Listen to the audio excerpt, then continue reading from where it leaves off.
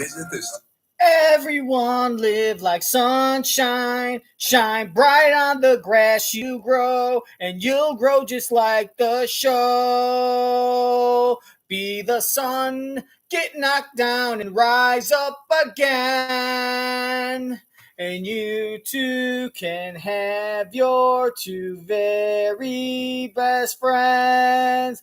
Be complete strangers. It's Live with Kelly and Mark, episode 10, season 1. Let's get into it. Yay! Applause. Press the applause button. I know it's fake applause. Press it. What do you mean it's not working? Join this year's Walk MS Register online today. You know what? You're fired. Whatever. Just. It's Live with Kelly and Mark. Today from the action adventure, Peter Pan and Wendy, Yara, Shahidi. And from the films away, Emilio Estevez. Plus, the co-hosts open up the inbox. All next on Live. And now, here are Kelly Rippon and Mark Consuelo.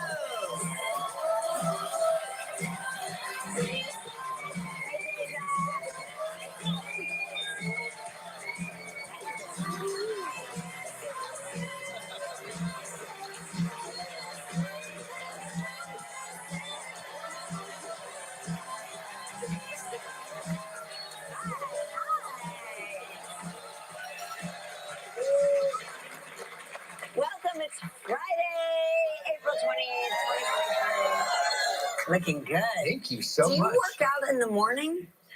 Sometimes. Did you work out this morning? No, not yet. Okay, not yet. Let me readjust my chair. I'm a little. Are you crooked? There. Yeah. I'm good. I get it.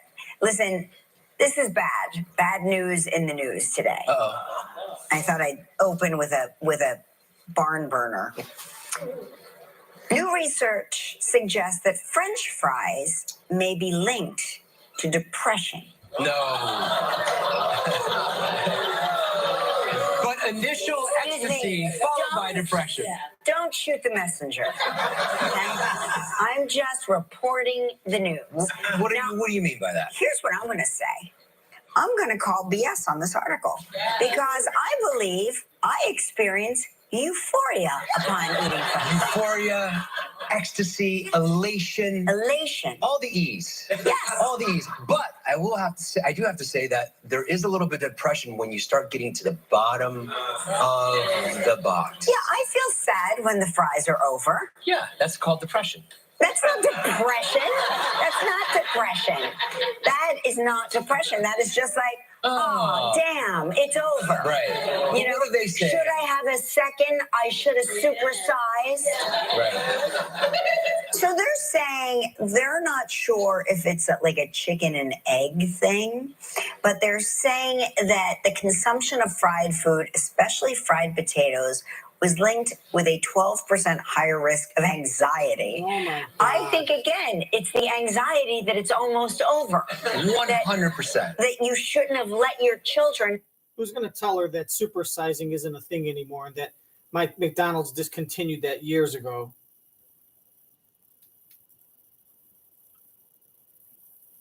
Morning? Sometimes. Did you work out this morning? No, not yet. Okay, not yet. Let me readjust my chair. I'm a little. Are you crooked? There. Yeah. I'm good. I get it.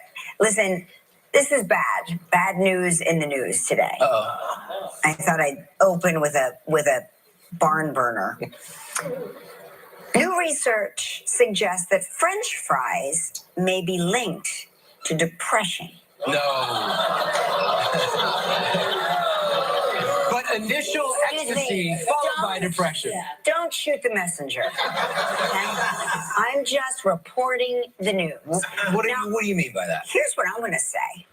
I'm going to call BS on this article because I believe I experience euphoria upon eating fries. Euphoria, ecstasy, elation. Elation. All the E's. Yes. All the E's. But I do have to say that there is a little bit of depression when you start getting to the bottom of the box. Yeah, I feel sad when the fries are over. Yeah, that's called depression.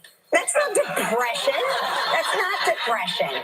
That is not depression. That is just like, oh, damn, come. It's over. Right. You know, what do they say? should I have a second? I should have supersized. No. Nowadays, that is not even depression. That is affecting. Nowadays, we're not even saying depression. Nowadays, that is considered detrimental to your mental health, where you can probably get excused from school, go see a doc, go see the nurse, and get a letter and get a reason to go home because your mental health is suffering because you're done with because you of the French fries.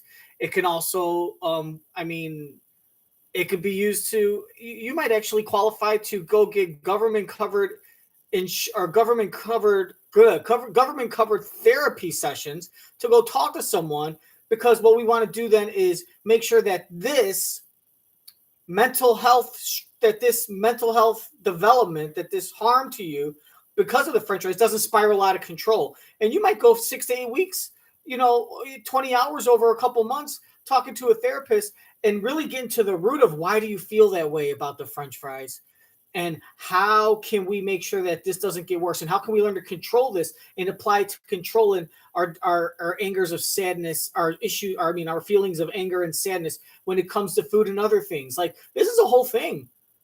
You're going to see a lot of kids graduating 8th grade when they're like 15 because they had to miss a whole semester or two along the lines of elementary school because they had to go seek therapy because of things like the French fries ran out and the cafeteria wouldn't give you more. You wanted to play with your friends and there were only 11 people and you were the 11th person they didn't pick. Like, what am I going to do? I had to sit out this time and be the referee. Very well knowing that the next time you play, you're going to play, someone else is going to have to sit out. But this could get out of hand and you might end up shooting people, in a few years because of your French fries ran out and you were still craving some. Hey, I didn't write the book. I just read the chapters. Okay, what are you doing? It's over. Right. What do they say? Should I have a second? I should have supersized. Supersize isn't a thing. So they're saying they're not sure if it's like a chicken and egg thing, but they're saying that the consumption of fried food, especially fried potatoes, was linked with a 12% higher risk of anxiety. I think, again, it's the anxiety that it's almost over. 100%. That you shouldn't have let your children have those 4 fries that they asked you for. But the children always leave a little bit in the bag. Yeah, they do. Right? Yes. They do. Kids don't even know. They don't even know the gold they're leaving behind. 7% higher risk of depression in people than those who didn't eat fried foods. I just disagree entirely. Although they say the link so basically what we're saying is that the eating of fried foods adds extra fat and extra cholesterol to our body, which clogs our blood in our arteries, which slows down the flow of oxygen to our brain, which slows us down naturally. And when we're not performing at peak performance, we get sad and we get frustrated, and that's what it is. So basically, you don't want to feel depressed. Eat clean and drink water, no sugars, no fats. Eat lettuce and spinach and kale. Eat nothing but green vegetables and drink water. And eat, only a handful selected fish that you can eat. You know what I mean? And that's it. So eating fatty foods, obviously you don't eat a salad and then sit down on the couch and go, time to watch, 30-day trailer park hustler scam wars. is more pronounced among young men. Oh, really? Sorry, guys. Sorry. Just bear with me for like 5 seconds. Entirely. Although they say the link is more pronounced among young men. Really? Exactly. Excuse me, you represent young men. Is that a lie? Is this article a lie? It's 100% a lie. Yes, I agree. Okay, thank you. Look at all the young men here. And they're not plants. I think they just accidentally came in. Yeah, I will say this, that when you eat something like French fries, there is a moment afterwards where you say, Man, I wish I didn't do that. That's Is that what they're- regret. That's regret. That's not depression. Self-loathing. Self-loathing. Self-loathing. That's not depression. Why did I just do that? A lot of people are saying, Regret? nutrition experts are saying, this is obviously preliminary data, and that it could be that people who are experiencing depression are turning To comfort food. to fried food Comfort to food. comfort themselves. My argument, Yes. They came to the. my argument, which are French fries. Came to the. My argument, which are French fries, are a happy pill, not a sad pill. Okay? And again, I don't indulge in fried foods often, but you can bet when I do, it's going to be a fried fry. Yes. Okay? Because I don't. Very good. Yeah, I don't mess around. I don't need a fried cauliflower fritter. You know what I mean? I don't need a fried. Okay. Well, you don't have to say fried fry. It's implied in the name. It's called a fry because it's fried. You don't have to say fried fry. That's like saying smoked bacon. It's bacon. It is smoked. Smoking is what makes it bacon instead of pancetta or just cured pork belly. It is by smoking it, you hence make it bacon. So you don't have to say smoked bacon. All you want to be 4-star, 5-star restaurants, they got the fancy chandelier or whatever, and you're trying to pass you up. You fugazi restaurants out there, smoked bacon. Yeah. Okay. Like, don't call it. Another thing they do is they call mashed potatoes potato puree, right? I mean, I guess technically, if you put them in a machine, if you puree them, so they're like, there's like no lumps. I guess instead of mashing, but they call them potato puree, and all of a sudden, instead of like $3.50, they're like $6. But you don't have to say smoked bacon. You don't have to say fried fry. It's a fry. Because even if you bake them even if you take frozen fries and you put them in the oven and you bake them, well, initially, before they go to the grocer's freezer, the factory fries them. So just because you put them in the oven doesn't mean, hey, I didn't fry them, they're healthier. The factory flash fries them. They fry them beforehand and then freeze them. And when you fry them at home, you're giving them the second fry. So even if you bake them in the oven, they're still submerged in oil. So just for some people that don't know, I'm sure a lot of people do. I'm not trying to mansplain, but some people do. And some people don't. I don't need a fried cauliflower fritter. You know what I mean? I don't need a fried broccoli, an air fried broccoli nugget, a yam. Yeah. I want a big deep chip, fried like they do over in the UK. The chips. A chip. Yeah. I want it. I want the fish I and want the the chips. thing in the basket. I want the soggy thing. Give me that oil that's bad for me, because if I'm going to go for it, I'm not messing around. I don't need an air fried potato. All right, we're going to stay on theme here. All right, you don't play an instrument, no problem. Even listening to music prevents dementia. Wow. You don't play an instrument, not a problem. Kelly doesn't play an instrument, yet she plays my skin flute at least twice a week and is very good at it. It's bad for me, because if I'm going to go for it, I'm not messing around. I don't need an air fried potato. All right, we're going to stay on theme here. All right, you don't play an instrument, no problem. Even listening to music prevents dementia. Wow. A study finds that both listening and learning to play music could prevent a decline in brain health. Did you play an instrument growing up? The piano. So how do you still play the piano? You tell me. Hi, I'm your wife, Kelly. Can you still play something? I can read music. I'm a terrible pianist. Right. Where I went to school, you had to play an instrument. You had to play an instrument like in 6th or 7th grade or 5th grade. Yeah, they make you like play the recorder. No. You had to be in the band. Oh, you had to be in the band. Yeah, oh my goodness. Oh. I chose the alto sax. Oh, of course you did. That is a very Consuelos instrument to play. That's also. I did not know how to play one note. Oh my God. Because it's a reed instrument, right? And you have to like condition the reed. It has to be moist. So sorry. It's also a very 80s instrument, and you are a child of the 80s. In the early 80s, the mid 80s, you all know about what's his face with the fucking Rob Lowe with the saxophone in St. Elmo's Fire. Almost every hit song between 1982 and 1988 had a saxophone solo or a saxophone in the band. All right. I mean, think about any song. I Had the Time of My Life. Any soundtrack. I mean, anything from a soundtrack.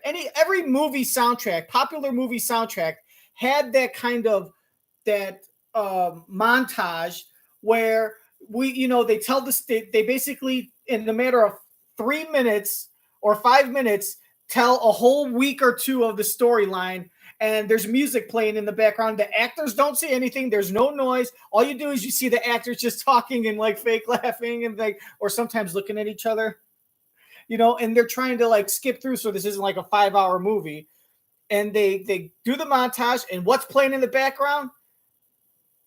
Saxophone. A saxophone was a sexy instrument in the 80s.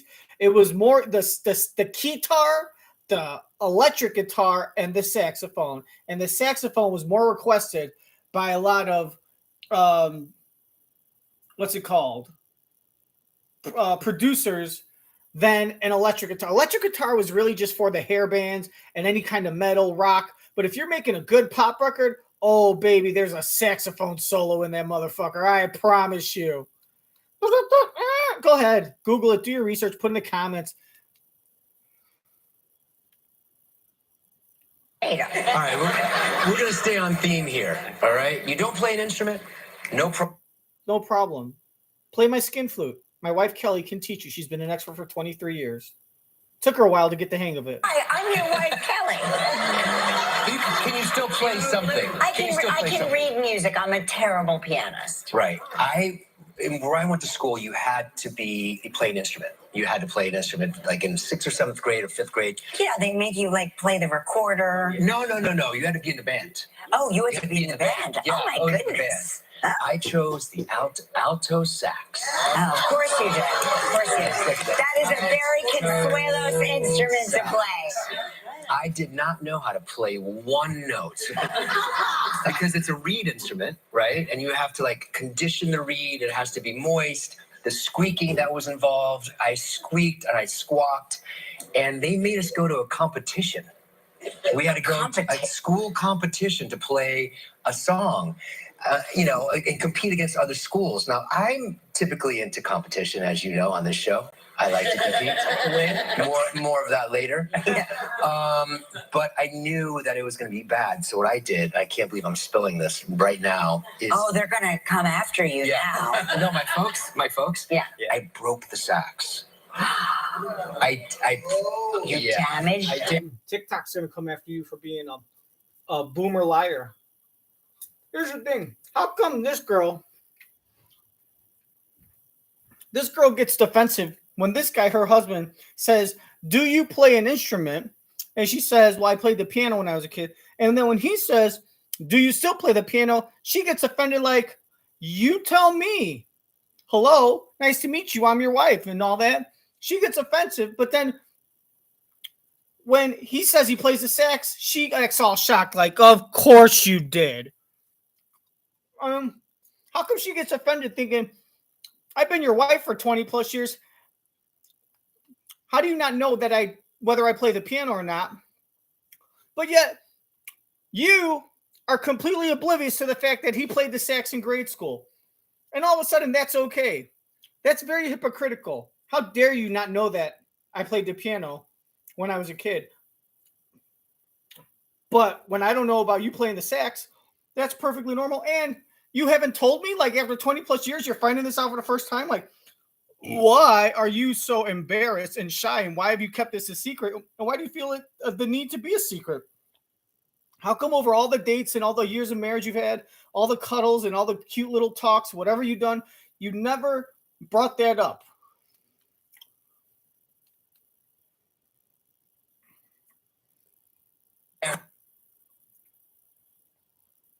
Oh, boy. That's just put in the comment section. I'm a little.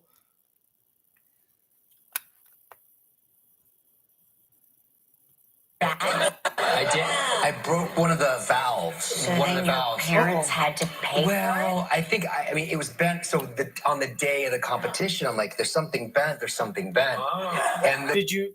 And it was my penis. No. Did you fix the sax with duct tape? The teacher goes, all right, really? He goes, boom, put it right back to spot. He goes, it's fine.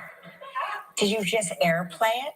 I did. I failed. Did you fake your way through it? I failed miserably. No, it was fine. I did not realize they had like middle school band contests. I was in the parade with the band. Oh yeah. I played. I had a. How can we be married this long? And this is just. Yeah. Were you? Oh, you were in the band. Yeah, tuba. Tuba. She's a tuba player. Oh. She's a famous tuba player. Oh, yeah. By the way, she was good at tuba. I wonder if there's any photos of me in the Lebanon high school or grade school, middle school, Lebanon middle school. I wonder if there's any. Search the internet. Yeah, search the internet. Anybody's out there, send us some photos. I would love to see that. I bet you were adorable. And we dressed walked up. by my house. I remember it was like the 4th of July or some big parade in school, the high school. And with your mom out there, like waving. And I'm like, please don't talk to me. Yeah. Oh my gosh, that's amazing. Yeah. Do you remember the songs you had to play? Were they like marching band? Marching band songs. Yeah, that's so interesting. We were like cleaning out stuff, and you find like these old DVDs. And we found this old DVD of like, I guess, videos that we had taken on, camcorders or whatever. And it's our daughter like discovering that she had. Well, first of all, it's not discovering. Our kids also had to play an instrument in school, and she chose the clarinet, right? Whoa. And she is preparing for the school concert, and she's playing the clarinet. And we are, first of all, I don't, because we both had like a glass of wine in front of us. Yes. So I don't know if it's the wine, okay, in our defense. But she is so bad, and we are uncontrollably laughing. She has many gifts. Lola has many gifts, but playing the clarinet was not one of them. Well, but imagine our surprise when we found out that not only was she taking clarinet, but like the concert was that night, And suddenly it was like the first time she ever took it home from her locker, right. And she was like, "Hurry up, fast! I've got to get concert ready." And we are crying uncontrollably. Bearing it all has no age limit. Do you agree? Depends on what we're talking about. Yeah. There's what an are we article today. talking about? Gwyneth Paltrow, J-Lo, and more stars over 50 keep going viral for posing nude. Oh. Why is this such a big deal? Wait, where are they posing nude? I think on their own social media platforms. Oh. Yeah. Yeah. I like it. I'm for it.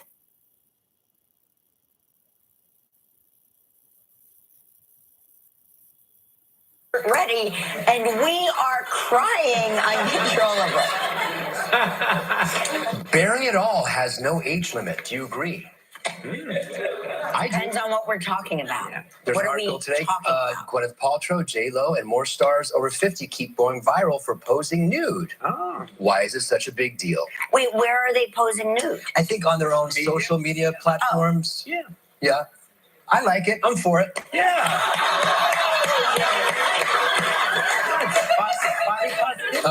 Body positivity. Yeah. Why not? Yeah, of course. Yep. Especially their bodies. My goodness. Right? Yeah. I mean, they are like, it's like the Benjamin buttoning of all Benjamin buttons. Gwyneth Paltrow, Halle Berry, Paulina Poroskova, Jennifer Lopez, Martha Stewart. Martha Stewart. From what I hear, she had an apron on and nothing else. Is that true? Yes. Is that true? That's what I read. That's what Gelman told me. Yeah, that's what I read.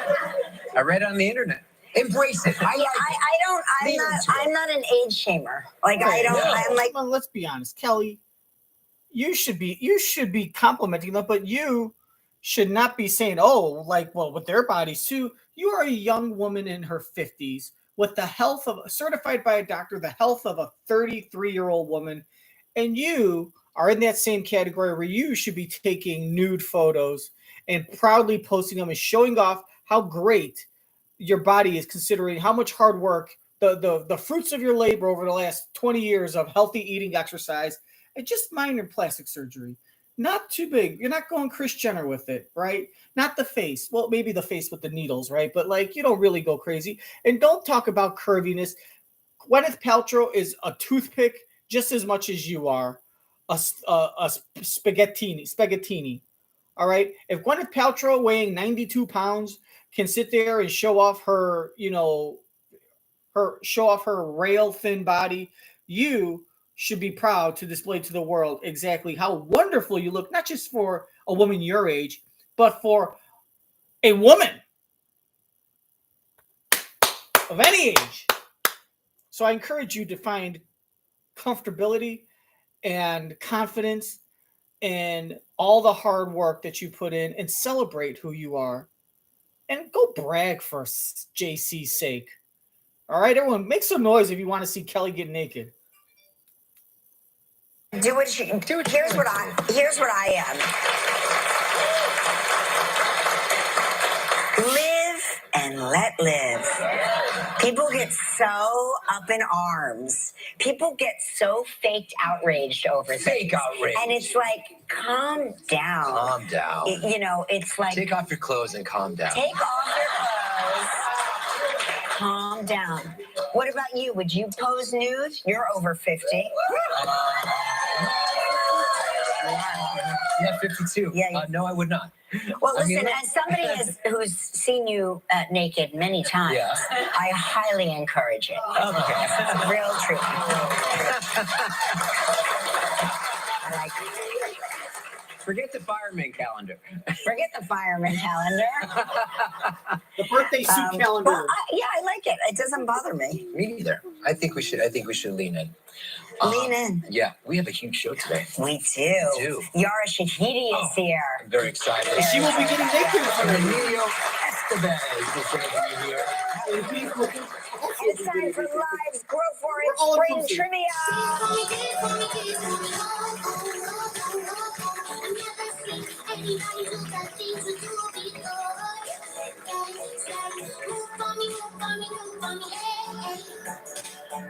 Oh, yeah. Yeah, that's what I'm talking about. Oh, yeah. Oh, snap.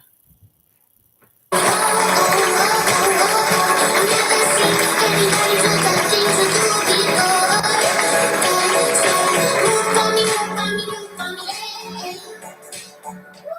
was our virtual trivia dancer. She's Great job. Who do we have on the phone? Let's say hello to Leah Mathis from Ford City, Pennsylvania. You got to hit him with the It's the reverse thrust. That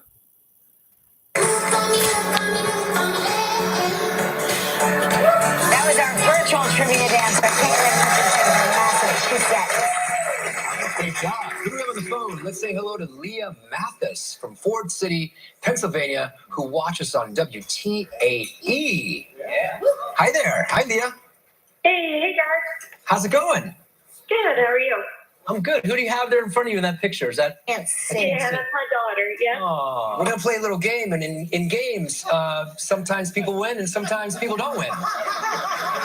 And so that's what we're gonna do today. You cool with that? That sounds good. All right. You've given us two statements. One of them's true. One of them's false.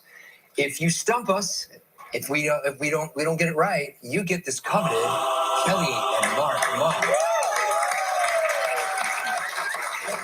And let me just start by saying, Leah, I hope you win. I do hope you win, but you probably won't. It's 50, Leah, I'm on your chance. side. I am on your side. I'm on your side. Let's see if you're good. All right. Leah, here are your two statements. We go skiing in Colorado every year, or I went lobster diving in the Florida Keys. Okay, 60 seconds. Yeah, where do you go skiing? Which area of Colorado? Okay. As you know, I like to just make a random guess. I got it right last episode on episode 9. Just saying, more likely, I have to say with we go skiing in Colorado every year just seems so basic. And went. This is consistent, which I guess makes sense every year. Because this could be a lie. This could be we go skiing in Colorado once every 2 years, or we've gone skiing several times over the last few years, but it's not every year. I went lobster diving in the Florida Keys once.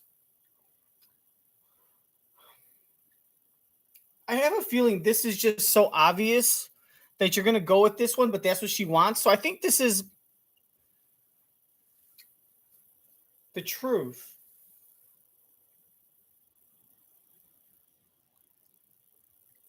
I'm going to say that this is the lie because she wants you to guess that one. Because you think she wants you to think, oh, we go skiing in Colorado every year. That's so easy. That's the correct one. Why would she make it so easy? So that's going to be the wrong one. And this is the right one. So then they're going to say, I went lobster diving in the Florida Keys is the wrong. Because this just seems too easy if it was right. You want us to guess right because it's really wrong. So then we'll guess this one. But guess what? Trick question. Now you said this is right and this is really wrong. And that's right. So I'm going to say that the correct one statement is we go skiing in Colorado every year. Let's see how it pans out. Put your guesses in the comments section. Comments section. Colorado. In Steamboat. Steamboat. Every year Steamboat, or you switch around? No, every year in Steamboat. Every year Steamboat. Okay. And when did you start skiing? Oh, I was probably 12. Okay, so you must be an expert skier then. Yeah. Yeah, Did it for a number of years. What's your favorite run over there in Steamboat? What's your favorite ski run? I'm good, but not great. So any of the blue circles or maybe slope. Got it. Tell us about the lobster and the keys. Do they have claws, or are they kind of without the claws, or? So these ones are without the claws. Uh-huh. They are called a spiny lobster. That's right. That is right. That is right. And do they put up much of a fight? They're super fast. So They are that's the reason fast. They use their tail to get away, right? Right. That was amazing, you Yeah. impersonating a spiny lobster. So since it's Friday, Okay. it's my turn to choose. Wait, what? You get Tuesdays and Thursdays. See, Okay. he just sets the rules and then he says, oh no, this is news to Kelly. She's like, what? Oh, I just made this rule. No need to vote. I just implemented. And by the way, we're going to split the week. I get 3, you get 2 because I'm the man. And that's just the way it is in Latino culture. The men dominate the women. Now go cook me some tamales. You impersonating a spiny lobster. So since it's Friday, Okay. it's my turn to choose. Wait, what? You get Tuesdays and Thursdays. You get Tuesdays and Thursdays. You get Okay, Tuesdays and but Thursdays. you know. I want her to win. I want her to Okay, win. so I you know want what you have to pick. Yeah, I have to pick the one I think is right. Is true. The one that's true. No. You have to pick. You have to pick the one. If you want her to win, Yeah. you've got to pick the one that you believe is false, but you say it's true. Do you understand? Yeah, I don't do that. I don't do No, that. but that's what I don't do that. So No. You should. He's going to guess we go skiing is a lie. He thinks the lobster is true. Because first of all, the one thing that I could say is maybe this might have been an honest oops. When she said about going skiing, she said, I'm not that good. So she said blue circles. Usually they're diamonds. There's blue diamonds and black diamonds. She said blue circles. For all I know, there are circles. There are places where you just go around the mountain in a circle, and the blue ones have less steepy hills. You know what I mean?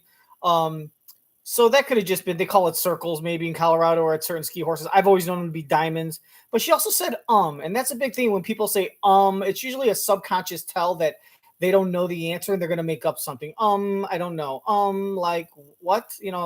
I think, like I said before, I said this is the true statement. I'm actually going to change and say this is the true statement after hearing the clues, and I think he wants to lean there too.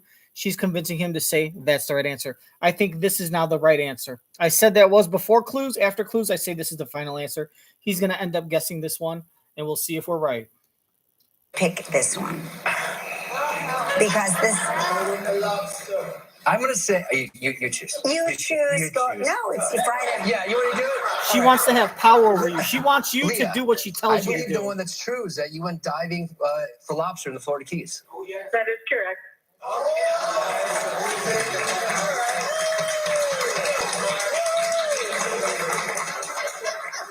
I'm sorry you didn't win a mug.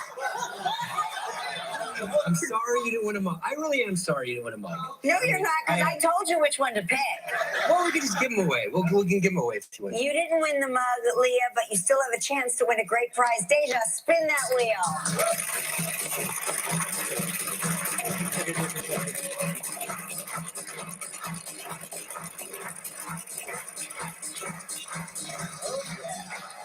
Okay, Leah, you're playing for a trip for two to the Los Establos Boutique Inn in Panama. 8 days, 7 nights in a premium suite. It includes 3 meals daily, 1 excursion per day. It's a prize valued at $7,300. You have 20 seconds and only one guess. Good luck, Leah. All right, Leah, you ready? Here we go. Earlier this week, we talked to Otto Sando. What did Otto say was his major in college? Chemical engineering. Yes! Chemical engineering. Congratulations! You and a guest will enjoy 8 days and 7 nights at the Los Establos Boutique Inn in Panama. Situated on 16 beautiful acres of coffee farm, Los Establos Boutique Inn offers spacious suites, magnificent views, and luxurious hotel amenities. Enjoy the spectacular panorama of Volcano Baru, Panama's only volcano, plus choose from a variety of exciting activities, including ziplining through the rainforest, spa treatments, river tours, and more. Your prize is valued at approximately $7,300.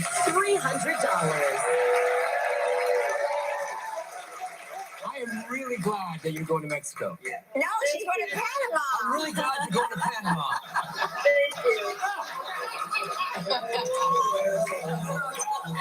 Enjoy your trip, Leah, and Yes. please forgive him. Have fun. Coming up next, Yara Shahidi is here. Stick around. Still ahead on Live, Emilio Estevez. We'll open up the inbox to hear how you are enjoying spring. And coming up next, Yara Shahidi. I must.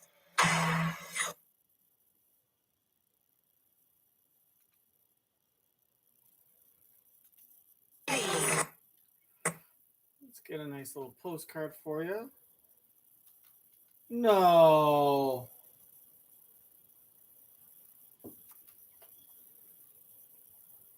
Next, Yara Shahidi is here. Stick around. Still ahead on Live, Emilio.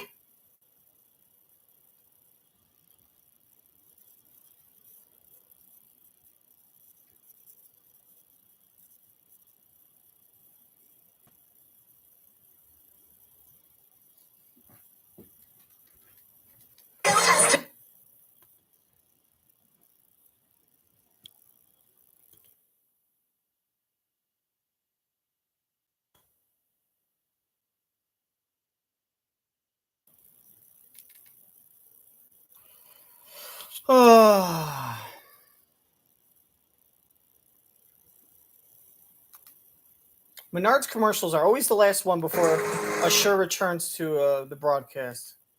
Save big money at Menards. 96 at Menards. Save big money at Menards.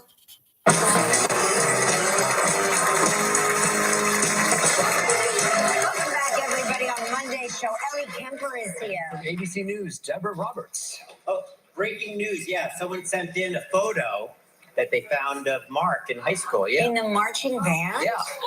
Oh, baby. Jack Potterooney. Found of Mark in high school. Yeah. In the marching band? Yeah.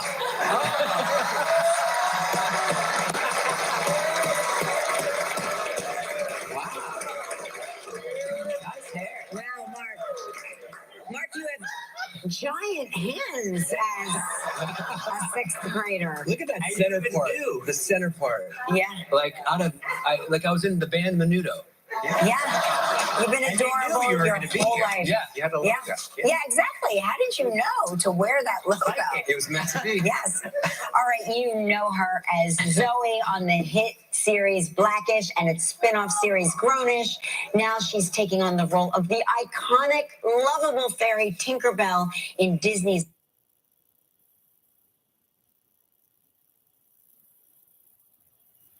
Oh my god. Seriously, the fucking shit I've had to put up with.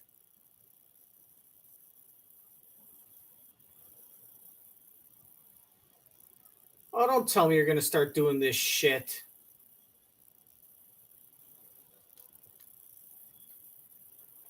Oh.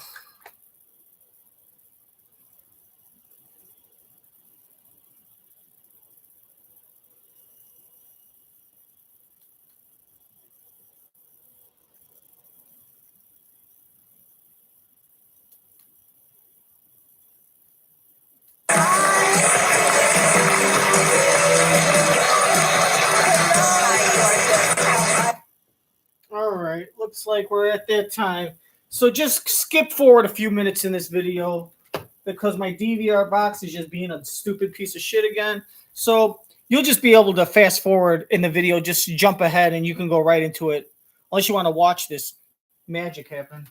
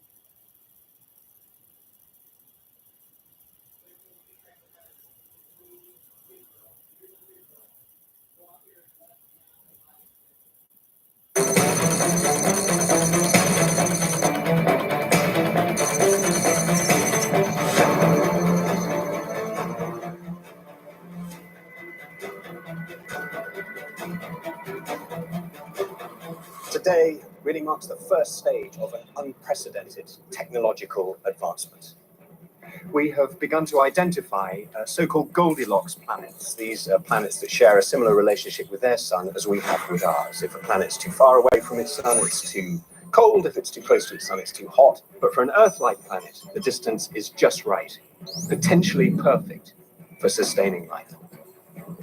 We have finally managed. All right, you guys. So thanks for watching, for waiting, for just fast forwarding. They probably only lasted, this intermission only lasted probably like 5 seconds because you fast forwarded. But let's get back to Yara Shahidi.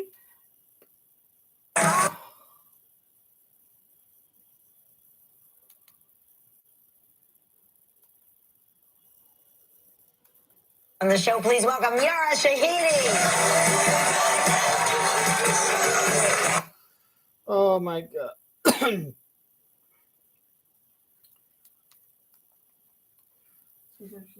Mary Tinkerbell in Disney's live-action film Peter Pan and Wendy. It's always a pleasure having her here on the show. Please welcome Yara Shahidi.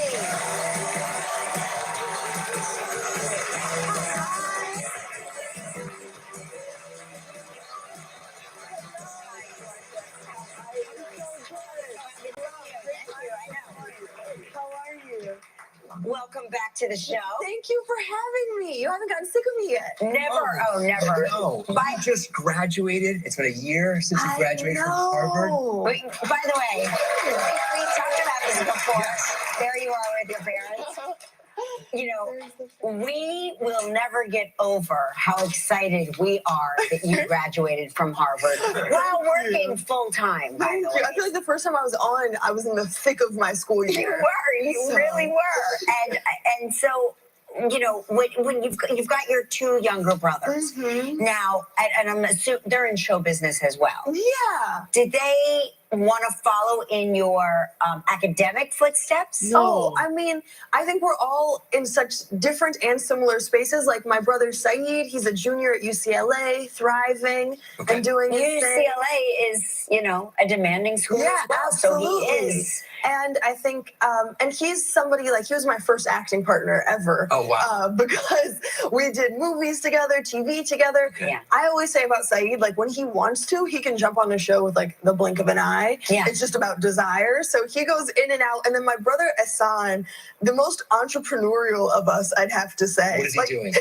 So I did not plan on representing. He has an underwear line. What? Oh my gosh. Well, let's talk about it. Let's give it a pluggity plug. It's dropping soon. Okay. Is it dropping on is it dropping on social media or is it Dropping on social What's the media? name of it? Ehsan Emerson, named after himself. Okay. You know, something that we've never talked about. like Calvin Klein underwear. So he's becoming he's trying to convince everyone he's a designer, like Calvin Klein underwear, Ehsan Emerson underwear. Is it dropping on social media or is it Dropping on social What's the media? name of it? Ehsan Emerson, named after himself. Okay.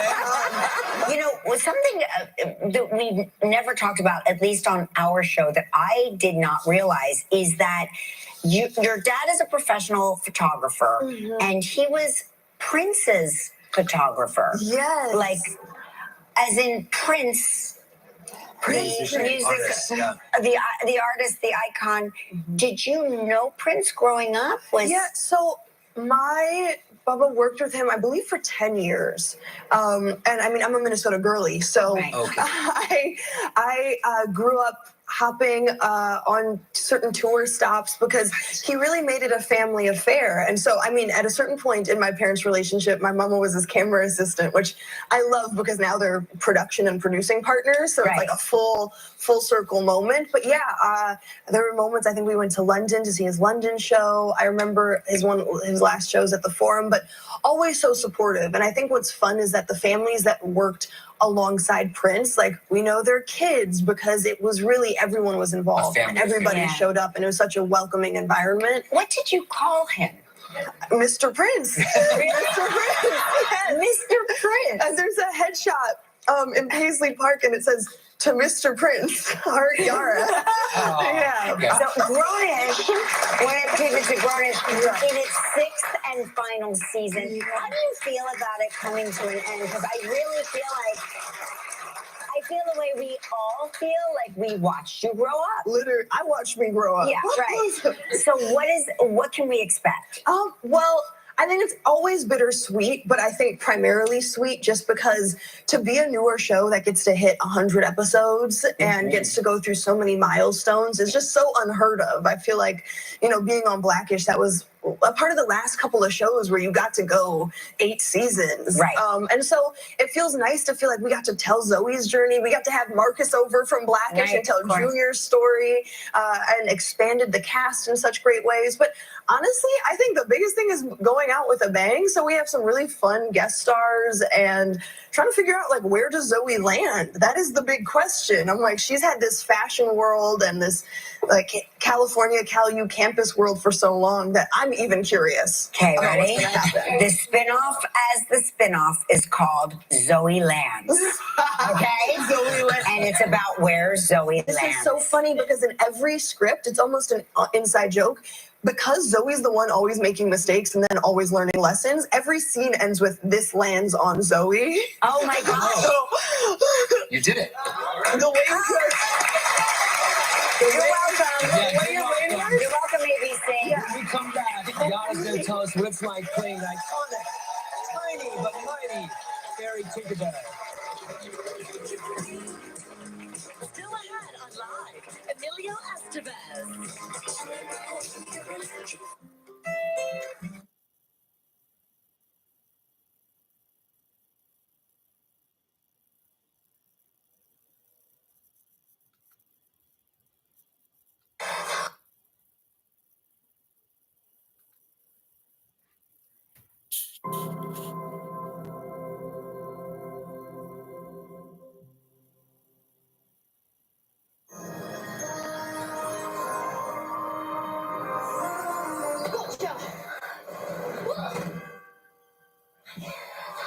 What was happening? Was I dreaming? He was flying. How? A little bug did it. I don't think that's a bug.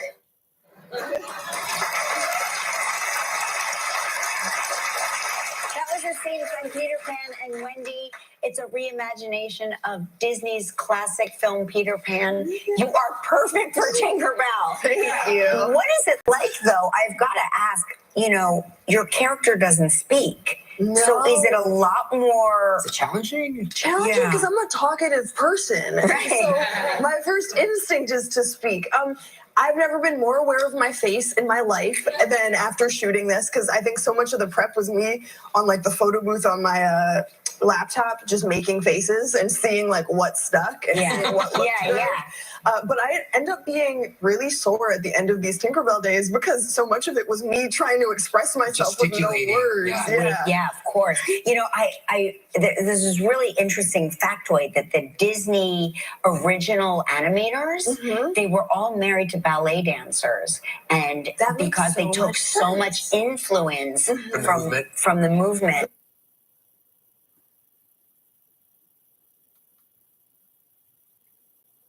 And seeing like what stuck and seeing what looked good. But I end up being really sore at the end of these Tinkerbell days because so much of it was me trying to express myself with no Gesticulating. words. Yeah, of course. There's this really interesting factoid that the Disney original animators, they were all married to ballet dancers, and That makes because they so took much so much influence from the movement, that's how they would animate the characters. That's so Isn't that interesting? Well, I didn't realize until recently the fact that you have live human references for all of our favorite Disney classics, that they would have these models and ballerinas and actors come in and literally sit there and draw. Isn't that fascinating? Aladdin? Yeah. Oh, you were the model? Yeah, sorry. Oh, okay. I see it. Now, you did not get to obviously film with the rest of the cast. No, I met them recently. You just met them, right? So where did you film? I filmed, so they were in these beautiful sets in Vancouver. I was in Burbank on this like nice little black screen setup. Right. And you know, I think what was funny was it was both the most creative process of my life, but also if Ashton Kutcher popped out at any moment to tell me I'd been punked, I would have believed him. Yeah, Right. sure. I would have believed him because so. I'm into juice. Everybody's on the front line. So literally sit there and draw. Isn't that fascinating? You know, Aladdin. Yeah. That's me. I'm Aladdin. They just made me blue and gave me a big belly and some boobs. Now,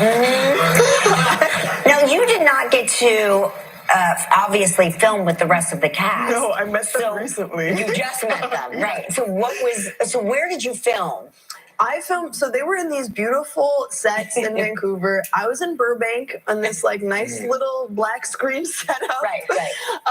And you know, I think what was funny was it was both the most creative process of my life, but also if Ashton Kutcher popped out at any moment to tell me I'd been punked, I would have believed him. Yeah, Right. sure. I would have believed him because so much of it depends on like the movie magic of visual effects that, you know, I'm in my little tracksuit hopping around like a fairy. Right. That it was so incredible to see. I think when I first finally saw the final image of Tinkerbell, my first thought was I made it into the movie. My second thought was like, oh, how cute. Yeah, of course. I did not look this cute while And I then was when the filming. rest of the cast met you, were they like, oh my gosh, you're so large? One person,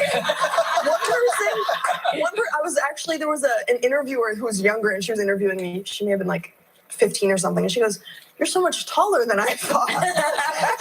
It's really fair. It's very funny to see you like so tiny, and you're so perfect for Yes, this we role. can't wait to see it. Peter Pan and Wendy start streaming today on Disney Plus. Next up, Emilio Estevez. Monday on Live, Ellie Kemper. A lot of people need to replace their window. I wonder if Emilio Estevez is going to be, if you had to give him a choice and say, Emilio, which one do you wish more would happen? That you would get more and more attention from younger generations, the same way you did from people of our generation, or that people from more of our generation would stop noticing you and start noticing you less and less, the same way that younger people do? Do you actually prefer being around older people that'll stop you in the street and be like, hey, can I get a picture? Or do you enjoy when there's maybe younger people where you could walk down the street and a bunch of 20 and 30-year-olds have no idea who the hell you are? Or, you know, and you could just feel free, like... Over 99% of my cases. That's a good question. That's my brother Charlie. And he just wants all the attention, but it's only from one. Billy the Kid. Hey. Yeah. Cliff Horowitz. We're back. Yeah. He starred in classics like The Outsiders, The Breakfast Club, before stepping behind the camera as an acclaimed director. Please welcome back the very talented Emilio Estevez.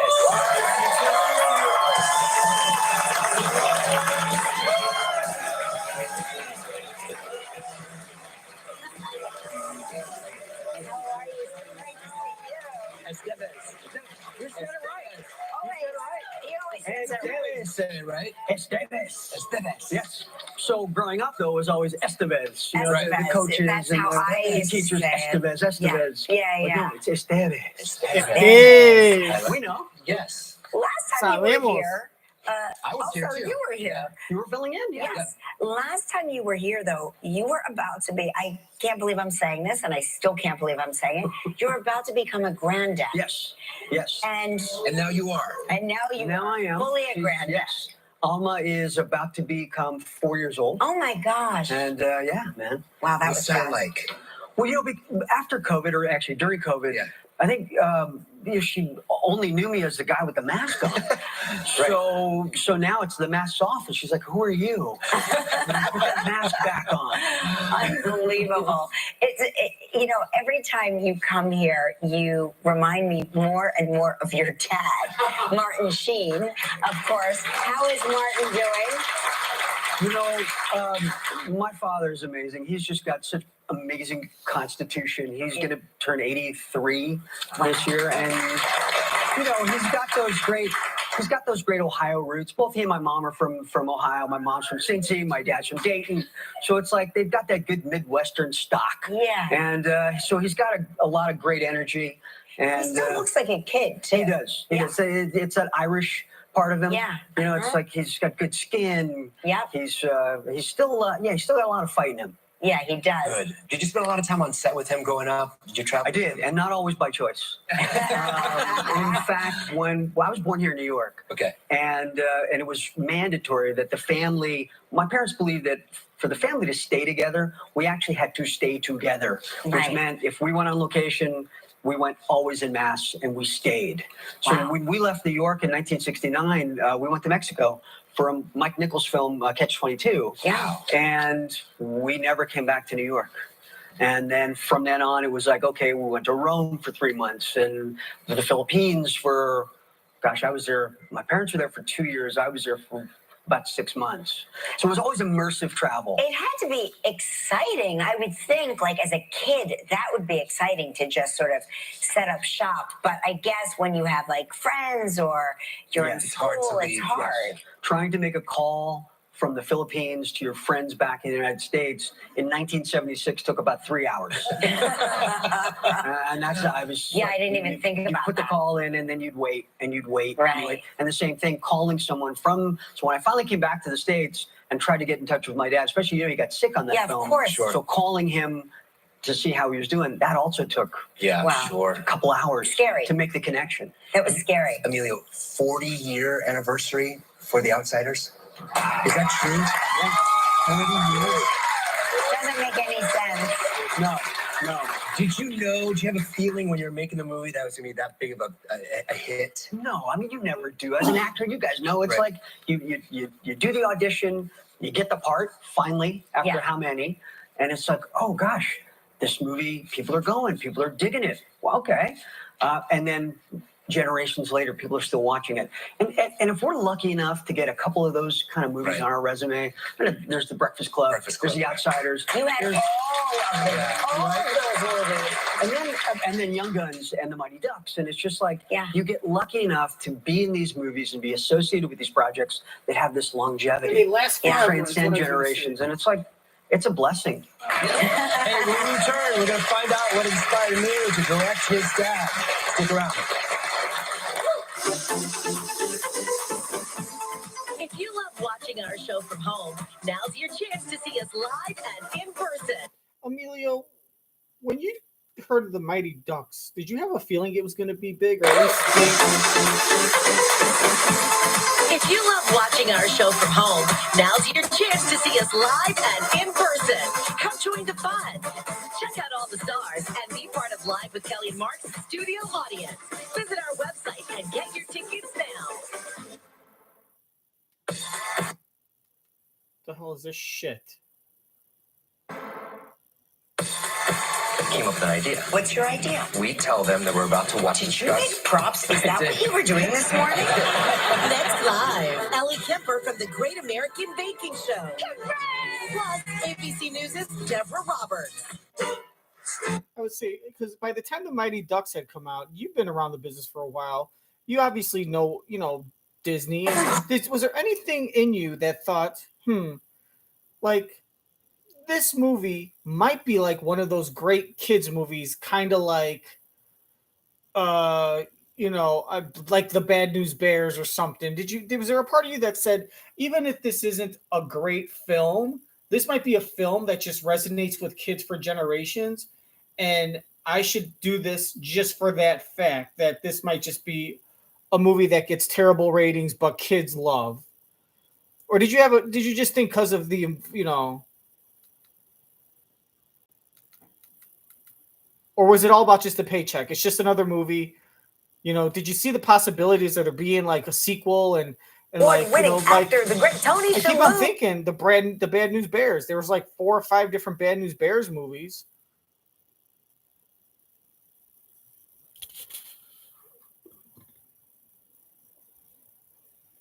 Because you're very much the Wanamaker. That's what it is. It's the Bad News Bears on ice with hockey players instead of baseball players.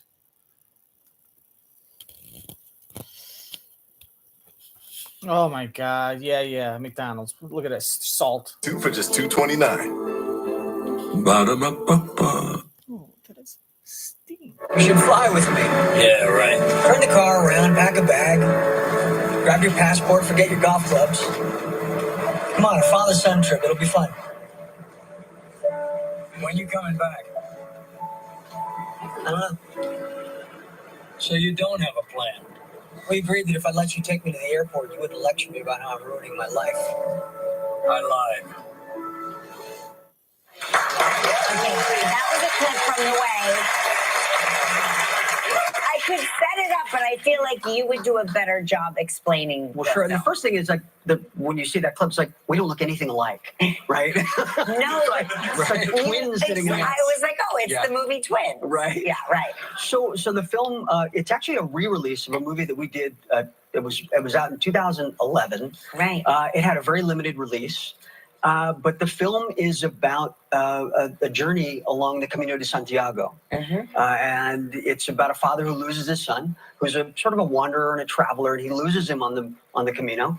And he goes over to collect the body and bring him home for burial. But instead, he has this moment of inspiration and says, I'm going to cremate the remains, and I'm going to do the journey in my son's place. And what he doesn't realize is he thinks he's doing it for his son, but he's really doing it for himself. Yeah. And he becomes a full citizen of the world by the end of the movie. And so it's this transformational journey. It's very spiritual. It's a very family-oriented film. But, coming out of COVID, it's like we are now sort of looking at this movie in a very different way. The re-release actually has some added value, which is, again, my girlfriend had this idea of saying, well, we should really involve the travel icon Rick Steves in the show and in the re-release. And I said, okay, well, do you have his number? And she said, no. And I said, well, how do we get in touch with him? She said, well, let's just write to him. Let's just cold email him, which we did. Rick responded the next day and said, I want to be a part of this. So 4 weeks later, we traveled to Edmonds, Washington. We shot this entire conversation about faith, about family, about the Camino, about travel. And it's now added on to the film as this added value through Fathom Events. Oh, no kidding. And that's coming out May 16th. And we're about 1,000 screens in the United States. Wow, that's amazing. It's so funny when you talk about like if you had emailed me, I would have assumed that somebody here was playing a trick on me, and I wouldn't have responded to you. That's right. And we got that feedback from some of Rick's staff. They said, well, we dug this out of spam. We thought, is it him? Is it not him? Right. And then, thank God they followed up on it. But yeah, and but it was a great conversation with Rick, and we all know him from his travels across Europe, and so it's.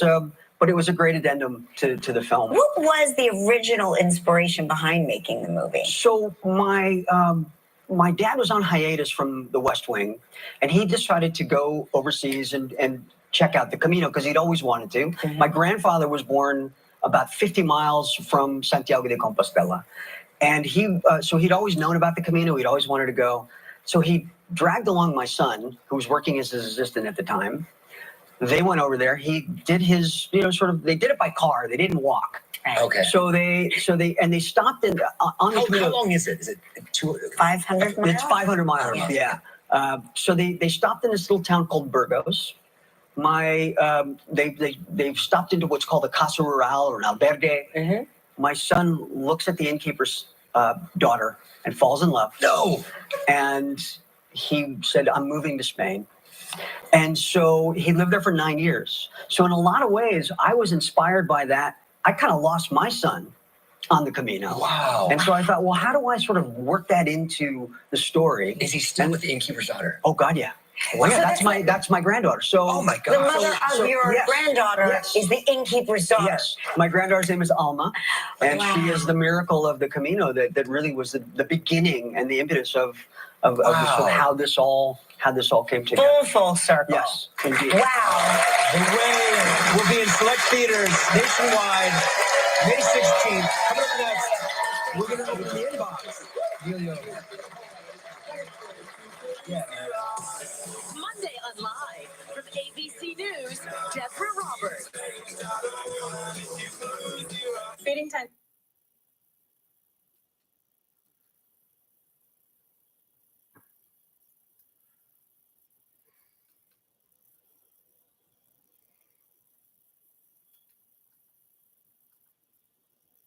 Circle. Yes, indeed. Wow. The Way will be in select theaters nationwide May 16th. Coming up next, we're going to open the inbox. Emilio. Yeah.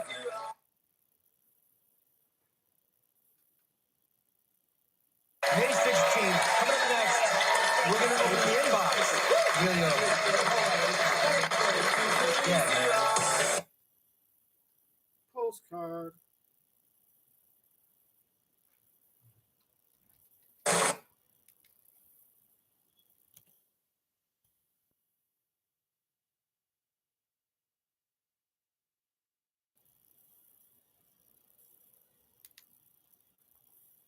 Habanuva. I'm good to go.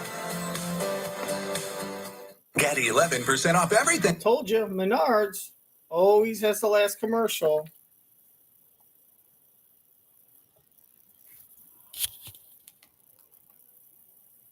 Menards. Save big money at Menards. On May 5th. Push it down. The Wait.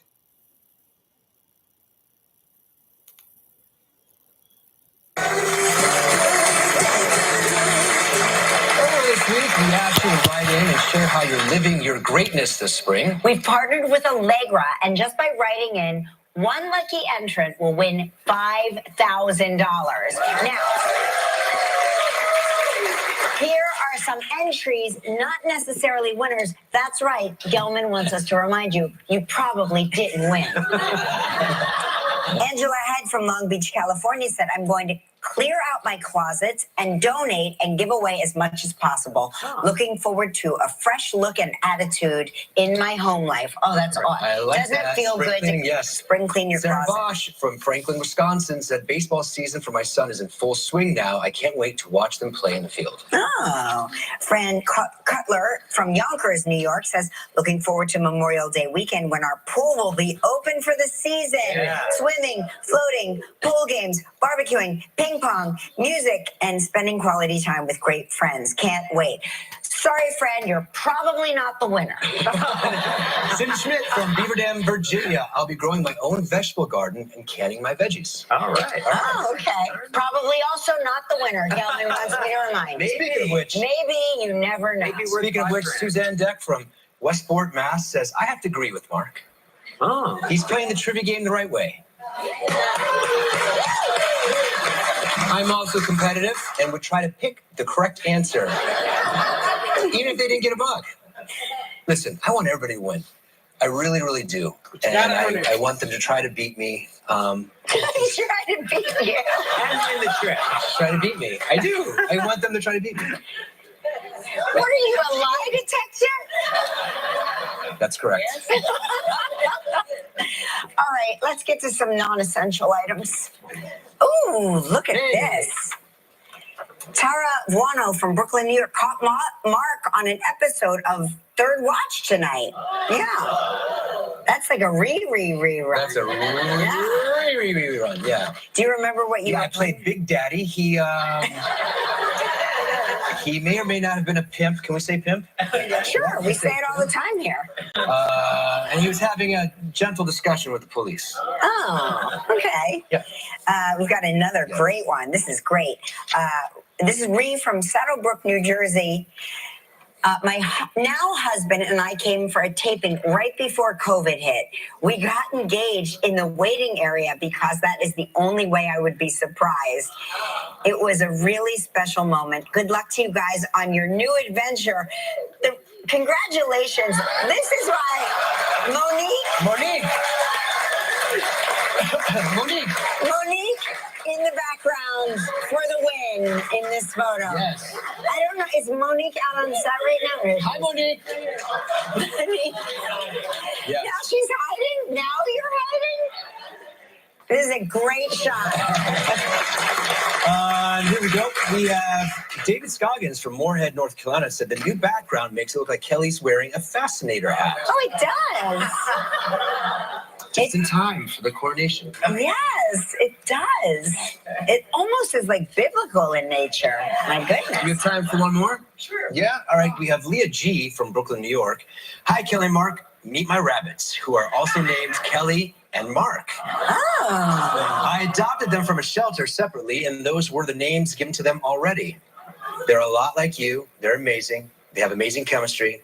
And they share. They have chemistry that they share. So I kept the names for them. Oh, that's really nice. The one's white, the other one's Starfleet. Which one are you? The white one. Yeah, which one is which? Leah G, if you could write back and let us know which one is which, that would be great. Yes. We'll be right back. Stick around. For Spring is Run Week, Live is partnered with Allegra for non-drowsy 24-hour allergy relief. Oh, no one cares. I gotta take a shit.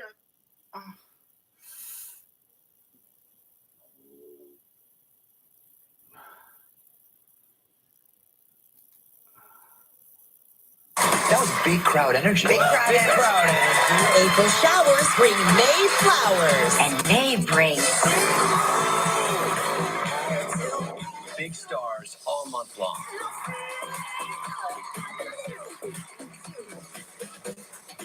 It's a big May for Live.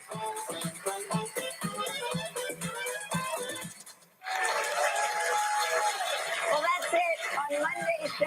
Ellie Kemper. And we have Deborah Roberts. Have a great weekend, everybody. Bye-bye.